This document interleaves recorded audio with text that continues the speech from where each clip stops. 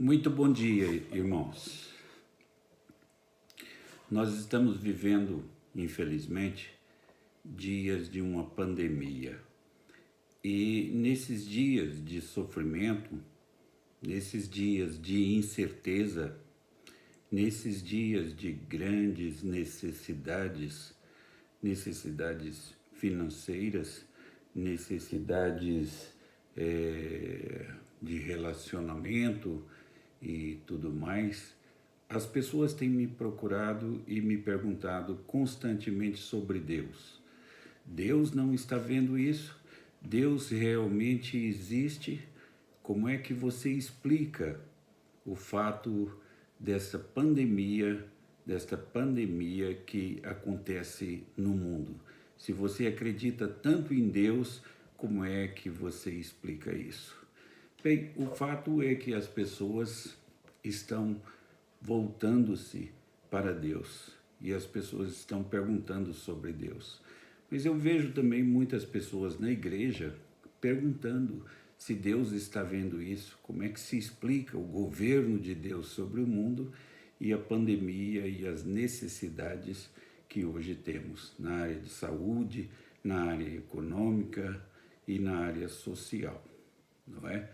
Então, por esta razão, eu resolvi estudar nesta escola dominical com vocês sobre as necessidades existentes no mundo. E eu quero considerar o livro de Amós, começar considerando no livro de Amós. Então, convido vocês a abrirem comigo o livro de Amós no capítulo 1. Eu quero falar alguma coisa sobre o contexto do livro de Amós e particularmente sobre a estrutura destes capítulos que vamos considerar juntos. É possível que em nenhuma outra época Israel tenha sofrido tanta desigualdade social como nos dias de Amós. As pessoas, muito poucas pessoas, tinham muito dinheiro, muita coisa, muita riqueza. E muitas pessoas, a grande maioria, tinham nada. Então essa convivência entre aqueles que tinham muito e aqueles que tinham nada era uma convivência difícil. Para que vocês tenham uma ideia, lendo aí no capítulo 3 de Amós, no verso de número 15, nós encontramos a seguinte situação: derribarei a casa de inverno com a casa de verão, as casas de marfim perecerão, e as grandes casas serão destruídas, diz o Senhor. Capítulo 3, verso de número 15. Eu quero perguntar a você, quantos elefantes precisam morrer para que se construa uma mansão de marfim? Pois é, essas pessoas tinham mansões de marfim. E mais do que isso, no capítulo seguinte, nós encontramos toda essa situação sendo criticada novamente. No capítulo de número 6, por exemplo, no verso de número 4, nós lemos assim: que dormis em camas de marfim, e vos espreguiçais sobre o vosso leito, e comeis os cordeiros do rebanho e os bezerros do cevadouro. Então a situação destes muito ricos era uma situação nababesca, era uma situação de desfrute completo, mas de total ausência de preocupação com as obras das mãos de Deus. Mataram uma manada enorme de elefantes, centenas de elefantes, quem sabe milhares, para se construir uma única mansão de marfim, com móveis de marfim. Isso era absurdo. E este povo não tinha nenhuma preocupação, estes muito ricos, nenhuma preocupação com Deus e nenhuma preocupação com os menos favorecidos, com os pobres, com o próximo. Bem, aí nós temos os dois pecados que são apresentados na Bíblia de forma bastante enfática. O resumo dos mandamentos que nós encontramos na Bíblia é o amor a Deus e amor ao próximo. Bem, este povo não tinha amor a Deus, não dava ouvido aos ensinamentos de Deus, havia se esquecido por completo dos ensinamentos de Deus e não tinha qualquer preocupação com o próximo. E não tinha qualquer preocupação com o próximo. Isso gerou um peso da mão de Deus sobre este povo. E então, no capítulo 1, voltem lá para o capítulo 1, no verso de número 3, nós lemos assim: Assim diz o Senhor, por 3 transgressões de Damasco e por 4 não sustarei o castigo, porque trilharam a Gileade com trilhos de ferro. E o que temos aqui? Deus está dizendo a este povo, olha, Damasco, eu tive paciência com Damasco por 3 vezes, não terei pela 4ª vez.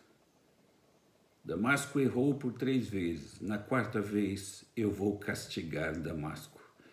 E o povo de Israel gostou muito disso, porque os de Damasco eram inimigos e não eram eles o que era mais importante, não é? Desde que o profeta estivesse falando sobre condenação dos outros, eles não viam problema nisso. Ok, então observem a estrutura aí mantida no verso 6. Assim diz o Senhor, por 3 transgressões de Gaza e por 4 não sustarei o castigo, porque levaram em cativeiro todo o povo para o entregarem a Edom. Vejam aí, 3 vezes Gaza errou, pecou. E na 4ª vez, Deus não teria mais paciência com isso. Deus mandaria o castigo para Gaza. Ok? Vejam que a estrutura é mantida no verso de número 9. Quando nós lemos assim: Assim diz o Senhor, por 3 transgressões de Tiro e por 4 não sustarei o castigo, porque entregaram todos os cativos a Edom e não se lembraram da aliança de irmãos. Nem essas alianças de irmãos tinham sido consideradas pelo povo. Era um povo que tinha se esquecido completamente de Deus e tinha ignorado completamente o próximo. Cada um se preocupava única e exclusivamente consigo mesmo. Mas vamos continuar a nossa leitura.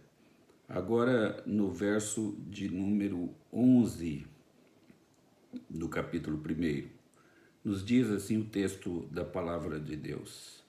Assim diz o Senhor, por 3 transgressões de Edom e por 4 não sustarei o castigo, porque perseguiu o seu irmão a espada e baniu toda a misericórdia.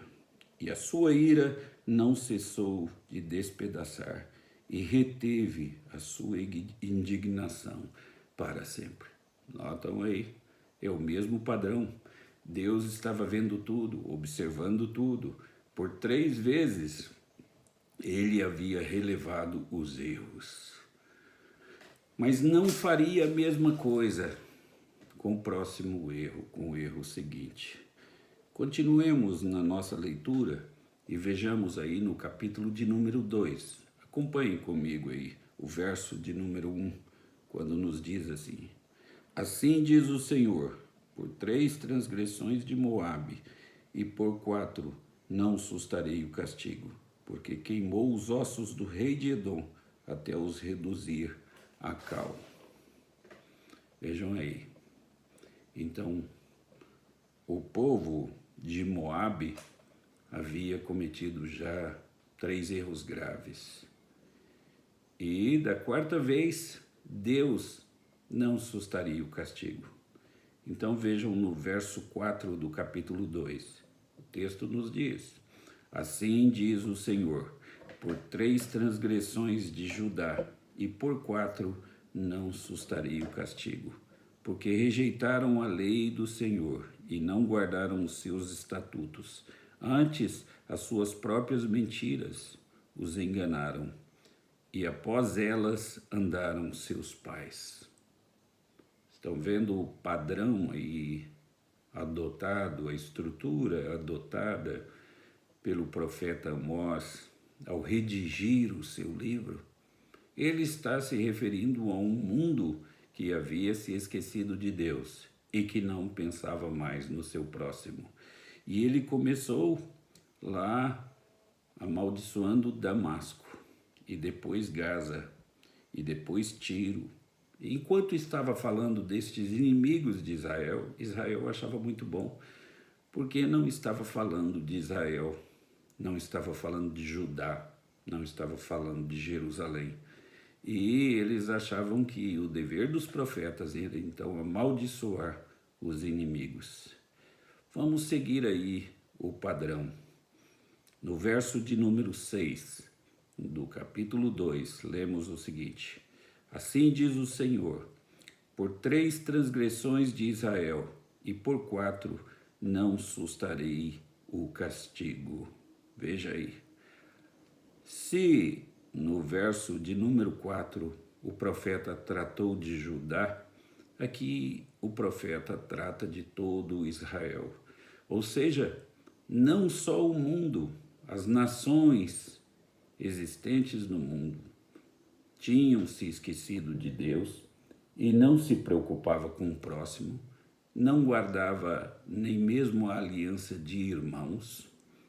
Se todos se preocupavam, cada um consigo mesmo, então vem a maldição de Deus, também para Judá e também para Israel, porque o povo de Deus se achava cometendo os mesmos pecados que as demais nações do mundo cometiam. Então, o capítulo de número 1 e de número 2 demonstram essa estrutura aí, de que a paciência de Deus teria limite com o mundo. A paciência de Deus teria limite com o seu povo. E o julgamento certamente viria. O capítulo de número 3 trata do castigo contra a maldade de Israel. E o capítulo de número 4 mostra como seria este castigo, quem mandaria este castigo, como seria e com que propósito esse castigo viria. Então vamos ao capítulo 4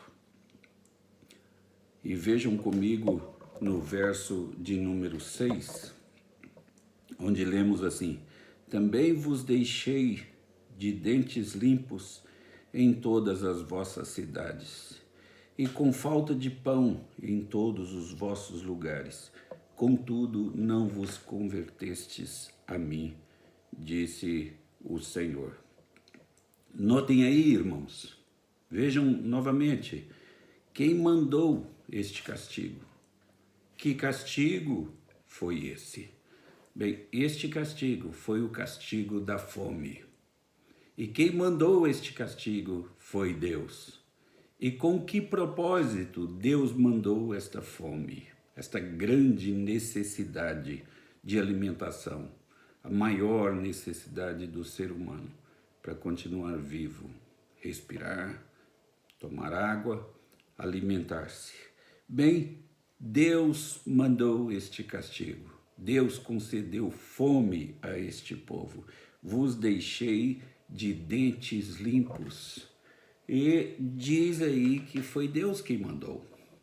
E diz que Deus mandou este castigo, mandou esta necessidade de coisas básicas para que o povo se convertesse, para que o povo se voltasse para Deus, para que o povo cuidasse do seu próximo, amasse o Senhor e também amasse o seu próximo. Mas diz o texto que este povo não se converteu. Mesmo assim, este povo não se converteu. Ok, agora vejam comigo no verso de número 8 do capítulo 4. Andaram 2 ou 3 cidades, indo a outra cidade para beberem água, mas não se saciaram. Contudo, não vos convertestes a mim, diz o Senhor. Aqui o Senhor manda outra grande necessidade. Qual a necessidade aqui que Deus manda para este povo? A sede. Ora, sabemos que ninguém vive sem beber água. E Deus mandou a sede para o mundo. Mandou a sede. Com o propósito de que o povo, tendo esta necessidade de algo básico, sem o qual não viveria, este povo se voltasse para Deus e se preocupasse com o seu próximo. Bem, e assim vamos seguindo a estrutura do livro de Amós, os ensinos contidos no livro de Amós. O verso de número 9 agora, do capítulo 4. Vamos ver o ensinamento do verso 9. Feri-vos com o crestamento e a ferrugem, e a multidão das vossas hortas, e das vossas vinhas, e das vossas figueiras, e das vossas oliveiras, devorou ao gafanhoto. Contudo, não vos convertestes a mim, disse o Senhor. O que Deus mandou aqui? Qual a necessidade aqui enviada por Deus para este povo? Diz-nos o texto que Deus enviou a doença para a agricultura. E tudo na agricultura foi perdido. Inclusive o que sobrou, os gafanhotos devoraram. Deus mandou praga, mandou doença para as agriculturas, para a agricultura. E mandou por quê? Para que este povo se lembrasse de que dependia de Deus e se lembrasse dos seus deveres para com o próximo, para que este povo se convertesse. Mas diz o texto que este povo ainda assim não se converteu, disse o Senhor. Ok, vamos para o verso 10. Qual a colocação agora? Diz assim: enviei a peste contra vós outros, à maneira do Egito. Os vossos jovens matei-os à espada, e os vossos cavalos deixei-os levar presos, e o mau cheiro dos vossos arraiais fiz subir aos vossos narizes. Contudo, não vos convertestes a mim, diz o Senhor. O que Deus agora enviou? Qual foi a necessidade agora enviada por Deus? A necessidade aqui enviada por Deus foi a epidemia, a pandemia, a peste, as doenças, os vários tipos de doenças, os assassinatos, as mortandades e tudo mais. Foi isso que Deus enviou. Para que este povo, por um modo ou por outro, se voltasse para Deus, se refugiasse em Deus, buscasse forças em Deus e se preocupasse com o seu semelhante. Mas diz o texto que ainda assim este povo não se voltou para Deus. Muito bem, então vamos seguir aí na estrutura do texto e no padrão de escrito do profeta Amós. No verso de número 11 do capítulo 4, de Amós, nós lemos assim: subverti alguns dentre vós, como Deus subverteu a Sodoma e Gomorra, e vós fostes como um tição arrebatado da fogueira. Contudo, não vos convertestes a mim, disse o Senhor. O que é subvertir alguns entre vós? Aqui é o seguinte: eu enchi as cidades de vocês de bandidos. E há uma semelhança aqui com Sodoma e Gomorra, como Deus subverteu Sodoma e Gomorra. Enchi as cidades de vocês de homossexuais e de maldade, de assaltos, de assassinatos, de corrupção, de bandidos. E tudo isso, quem deu foi Deus. Quem mandou foi Deus. Então, quando as pessoas me perguntam onde está Deus, ele não está vendo esta pandemia, não está vendo o sofrimento do povo. Eu respondo: todas estas coisas que aí estão foram dadas por Deus para que o povo se lembrasse e para que o povo se preocupasse com o seu próximo e para que o povo se preocupasse com a vida espiritual e o seu relacionamento com Deus. Que coisa impressionante! Qual a lição de tudo isso para mim? É que as necessidades existentes no mundo, e aqui são as necessidades básicas, eu tenho aqui primeiramente a fome, foi Deus quem deu. Eu tenho depois a sede, foi Deus quem deu. E eu tenho depois a doença na agricultura, foi Deus quem deu. E depois eu tenho as doenças, todas as doenças, todos os males, as pandemias, as epidemias e tudo que já existiu de doenças nesse mundo. Deus quem mandou. O profeta chega a questionar: sobrevirá algum mal à cidade sem que o Senhor o tenha feito? Pois é, irmãos. Deus, então, como se isso não bastasse, mandou também a subversão, a corrupção da humanidade. Encheu as cidades de bandidos, de assassinos e de homossexuais. E tudo isso para que o povo se preocupasse com o seu próximo e para que se preocupasse com a vida espiritual e para que se voltasse para Deus. Mas diz-nos o texto que mesmo assim este povo não se converteu. Muito bem, quando nós passamos para o capítulo 5 do livro de Amós, no verso de número 4, nós lemos o seguinte: pois assim diz o Senhor à casa de Israel, buscai-me e vivei. O remédio para todos estes males estava ali, à mão. Era buscar a Deus, era a necessidade de buscar a Deus. Se esse povo buscasse a Deus, este povo viveria, teria a solução de seus problemas. No verso de número 6 diz assim: buscai ao Senhor e vivei. Então, eis aí o padrão, eis aí o que o povo devia fazer, eis aí o remédio certo para todo aquele mal, era voltar-se para Deus. E Deus então estava no controle dessas necessidades. Ele deu as necessidades para que os homens se voltassem para Deus. Considerem comigo, se o homem nunca tivesse necessidade de alimentos, tivesse com abundância, sobrando em sua casa, se o homem nunca ficasse doente, não envelhecesse, nunca tivesse qualquer problema social de bandidos, ou então de assassinatos e de roubos, se o homem não precisasse de temer a morte, se o homem não tivesse que temer o inferno, e se o homem não morresse,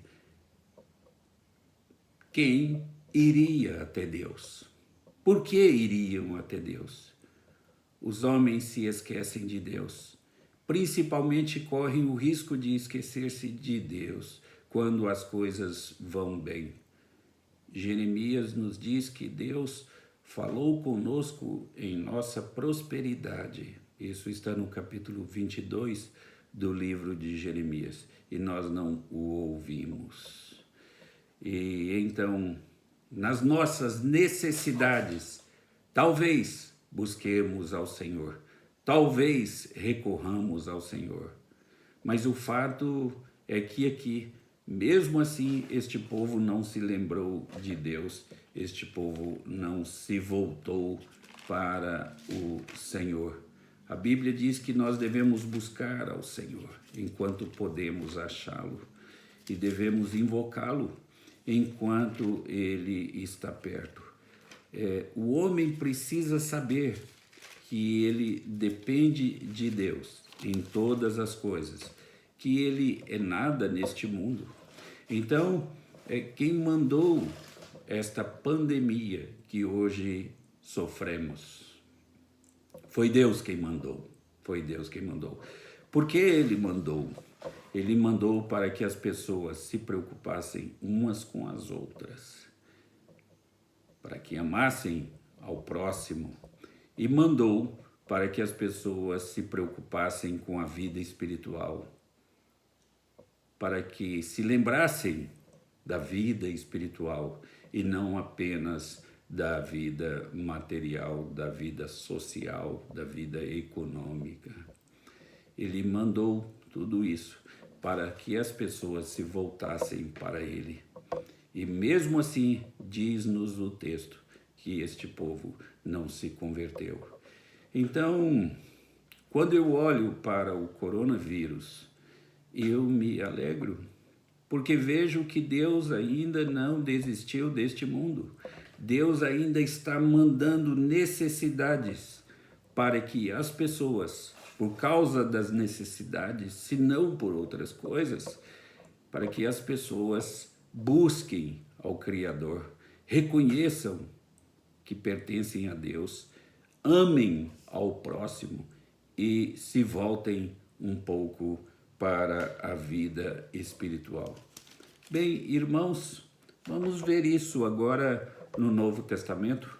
Vamos abrir a Bíblia aí no capítulo 5 de Apocalipse e vamos ler alguns versos aqui nesse tópico aqui de Apocalipse, que vai do capítulo 5 até o capítulo de número 11.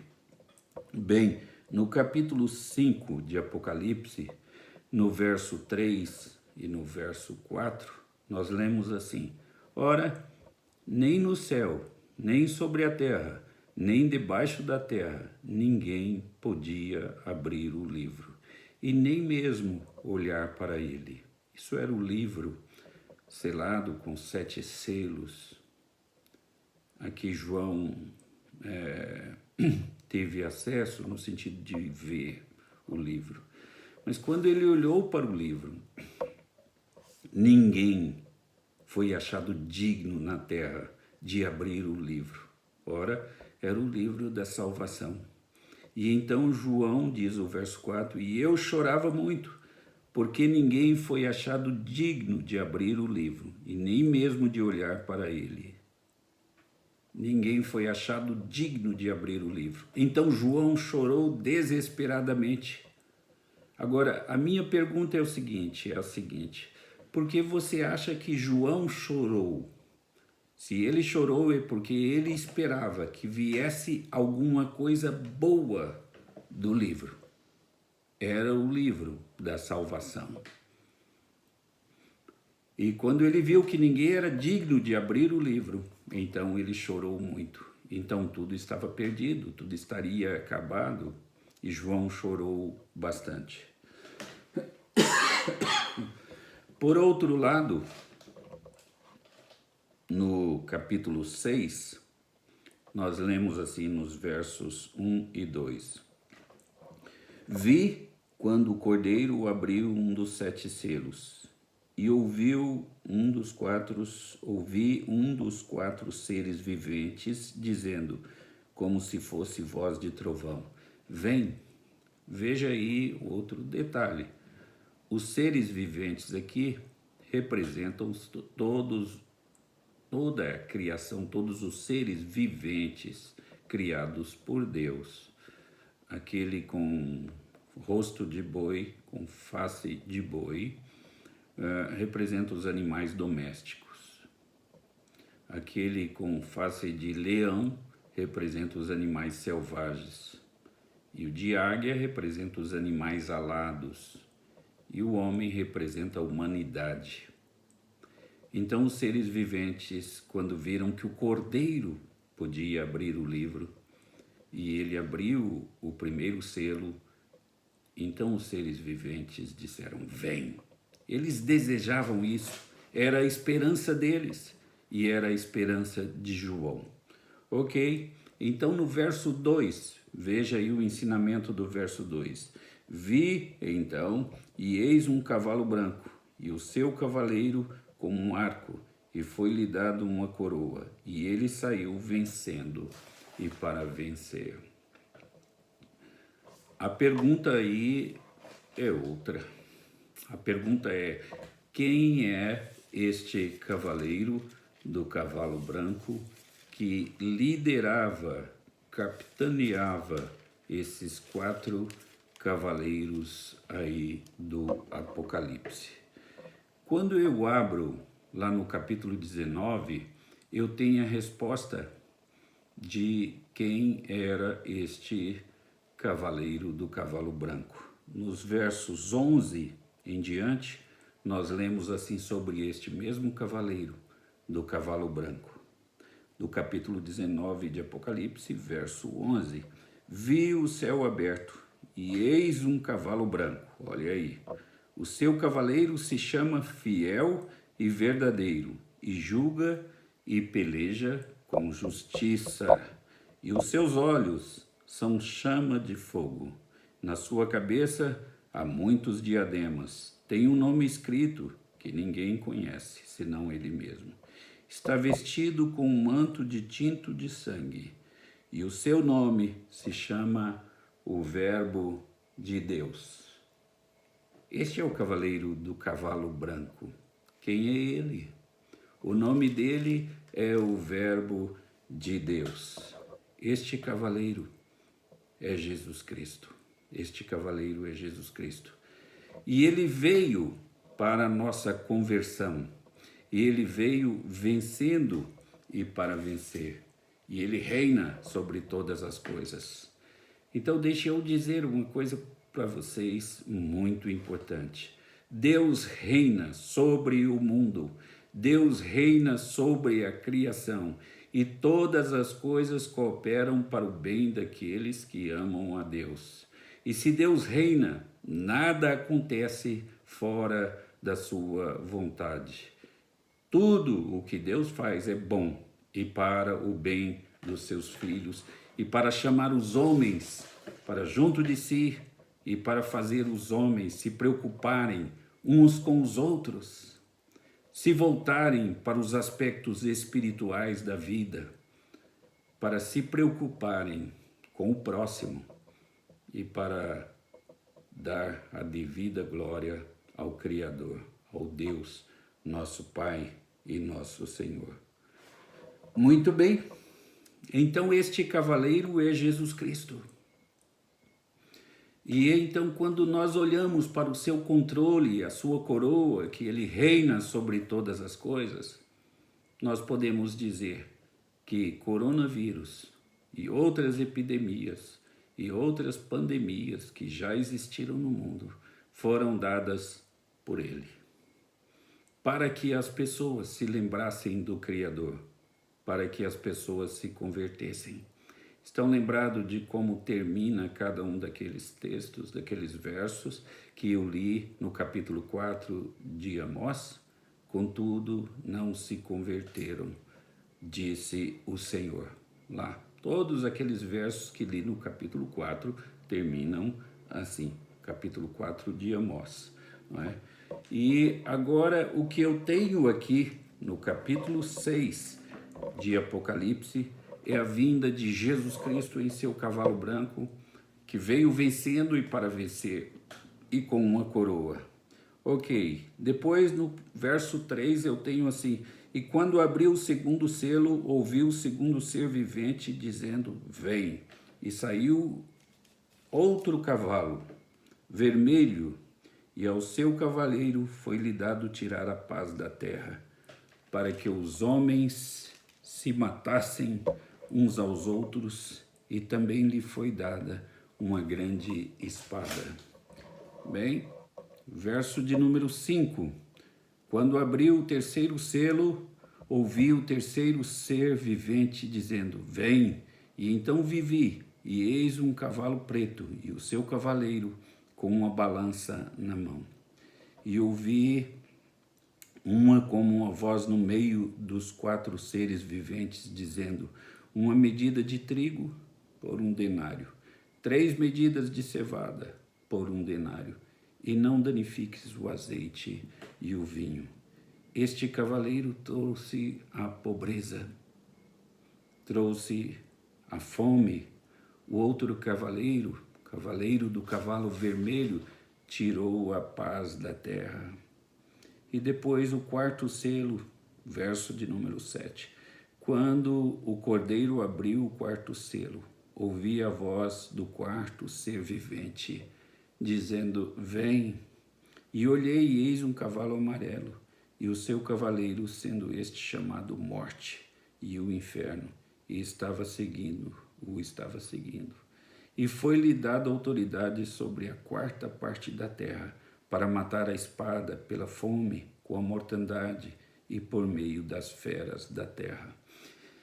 Bem, irmãos, essas necessidades que são dadas por esses 4 cavaleiros aqui,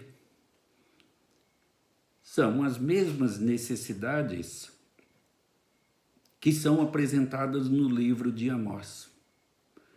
Qual a lição que nós podemos tirar de tudo isso? A lição que podemos tirar é que, como no livro de Amós, as necessidades são dadas por Deus para que as pessoas se convertam, também em toda a nossa história, no Antigo e no Novo Testamento, as necessidades são dadas aos seres humanos para que os seres humanos se voltem para Deus, se convertam, se preocupem com o próximo, se preocupem com a vida espiritual. Mas eu tenho uma lição lá no livro de Amós, é que cada versículo termina dizendo, cada versículo do capítulo 4 termina com o Senhor dizendo, contudo não vos convertestes a mim, disse o Senhor. E é assim que termina. Então, não adiantou de nada, não teve propósito, todo esse sofrimento, todas as necessidades que foram dadas por Deus ao homem. Bem, a lição é a seguinte, é que só o sofrimento, só as necessidades não são suficientes para que as pessoas se convertam, para que as pessoas se voltem para Deus. Ok? Então vamos ler aí no capítulo 9 de Apocalipse, aí no último versículo, o verso de número 21 do capítulo 9 de Apocalipse, algo que vai nos lembrar de Amós, capítulo 4. Veja aí no verso 21. Nem ainda se arrependeram dos seus assassínios, nem das suas feitiçarias, nem da sua prostituição, nem dos seus frutos. Mesmo com estes cavaleiros aqui, mandando todas essas necessidades, o povo não se lembrou de Deus e nem assim se converteu, não se preocupou com o semelhante, não se voltou para as coisas espirituais. Este povo não se voltou para Deus. Precisava de uma coisa a mais. Então, até aqui, nós aprendemos, nesta escola dominical, que As necessidades são dadas por Deus para que as pessoas se preocupem com o próximo, amem o próximo, se preocupem com o semelhante e para que as pessoas amem ao Senhor e sirvam ao Senhor e se convertam ao Senhor. Bem, mas tudo isso não foi suficiente. E então nós temos o capítulo 10, que mostra João e o livrinho, capítulo 10 do livro de Apocalipse. Desculpe-me. Capítulo 10 do livro de Apocalipse, que trata de João e o livrinho. E o anjo que vem da parte de Deus diz o seguinte: toma e come. João devia comer o livrinho. Comer o livrinho significa assimilá-lo, colocá-lo internamente na sua própria vida. Quando nós nos alimentamos, nosso alimento passa a compor nossas células e faz parte da nossa pessoa, do nosso corpo. Quando nos alimentamos do livro sagrado, da Bíblia Sagrada, isso passa a compor o nosso corpo, a nossa vida espiritual. E João diz que ele comeu o livrinho. É isso que nós estamos fazendo na escola dominical. Estamos comendo o livro livro sagrado, o livro da nossa salvação, a palavra de Deus. E diz que era doce na boca, mas amargo no estômago. É fácil de falar a palavra de Deus, mas difícil de colocar em prática. E então, depois que João comeu o livrinho, então no verso de número 11 do capítulo 10, é dito o seguinte: então me disseram, é necessário que ainda profetizes a respeito de muitos povos, nações, línguas e reis. Qual a lição? A lição é que depois que nós aprendemos a palavra de Deus, nos alimentamos da palavra de Deus, nos alimentamos do pão vivo que desceu do céu, então é hora de pregarmos aos outros. E então João foi comissionado ainda para pregar a muitos povos, muitas nações e línguas. Depois que aprendemos a palavra de Deus, nos alimentamos dela, comemos o livrinho, então é hora de pregar a palavra de Deus. Mas notem que se viessem as necessidades só por si, elas não seriam suficientes para que as pessoas se convertessem e se lembrassem do próximo e se lembrassem da vida espiritual. E mesmo que fossem grandes e tirassem a paz do mundo, isso não seria suficiente. Se a necessidade fosse suficiente por si só para que as pessoas se convertessem, cada um que caísse doente no hospital se converteria. Mas não é assim. Era preciso de algo mais. Era preciso do livrinho, da palavra de Deus. Então é necessário que pessoas conheçam a palavra de Deus para pregar aos outros. E então, mas só a Bíblia, se a Bíblia existisse no mundo e as pessoas pudessem ler, isso também não seria suficiente. Como disse lá o eunuco, como entenderei se não houver quem me explique? E como disse Paulo, como ouvirão se não forem enviados? É preciso que preguemos a palavra de Deus. Mas se nós pregarmos a palavra de Deus e as pessoas entenderem, elas precisam ser ainda edificadas. E então no capítulo de número 11 do livro de Apocalipse, no verso de número 4, nós encontramos sobre as duas testemunhas. Há muita especulação sobre quem são essas duas testemunhas, não é? A regra mais importante da Bíblia é que a própria Bíblia interpreta a si mesmo.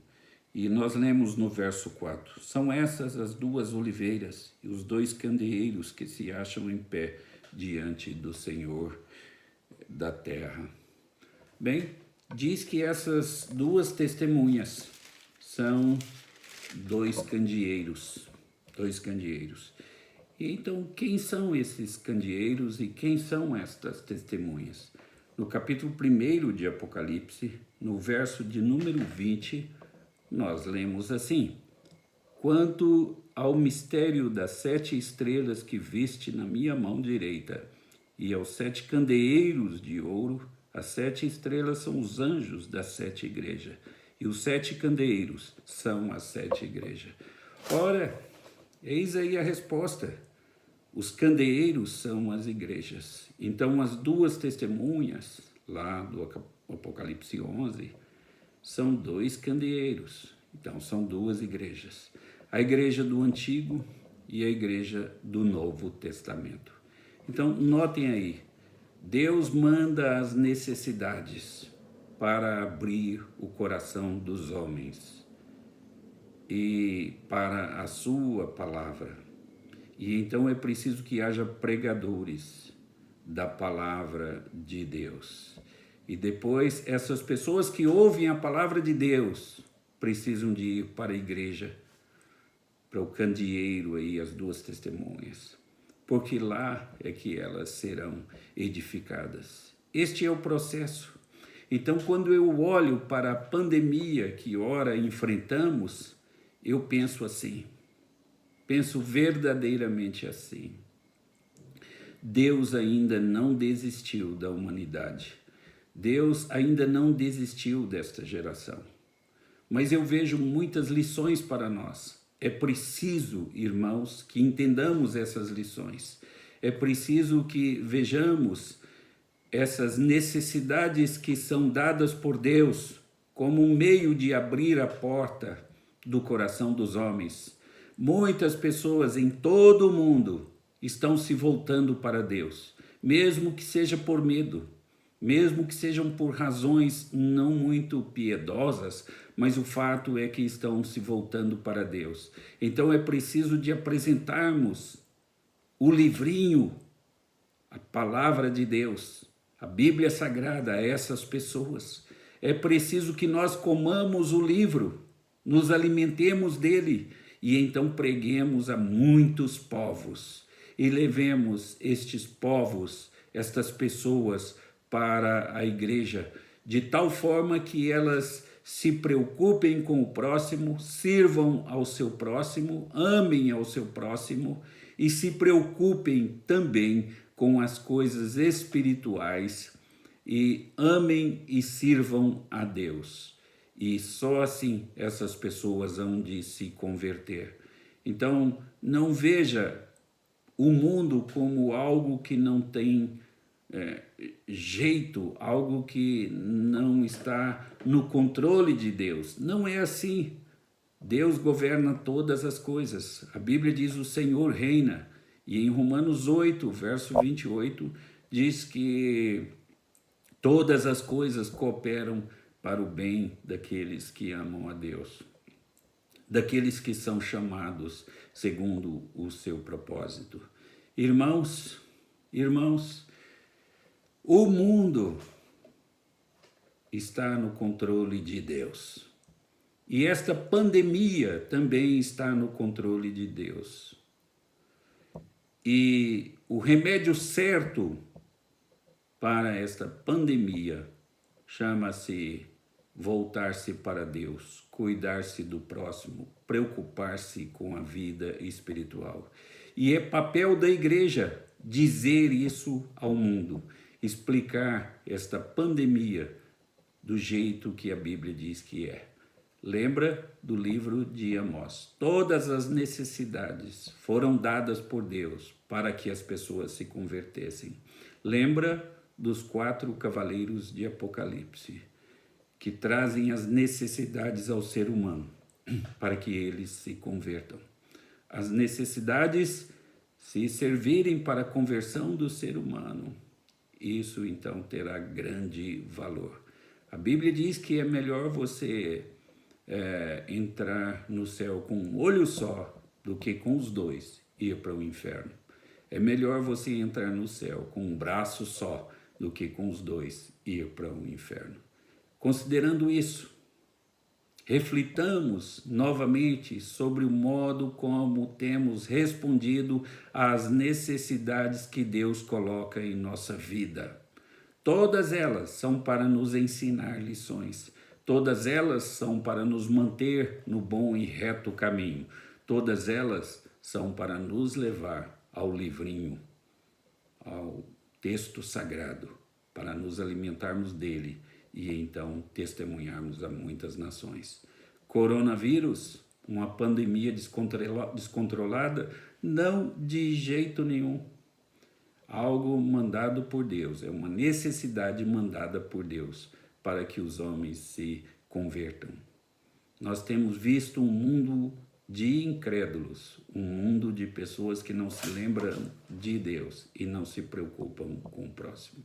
Que Deus nos ajude e que nos ensine a viver de forma a glorificar a Deus e que nos ensine a ver os problemas do mundo, as necessidades do mundo como algo que está no controle de Deus, para nos ensine também a buscar o remédio verdadeiro, que é Jesus Cristo, que é a crença, a fé e a prática da palavra de Deus. Que Deus nos abençoe a todos, que os irmãos tenham um bom dia na presença de Deus, ao lado das pessoas que amam. Amém.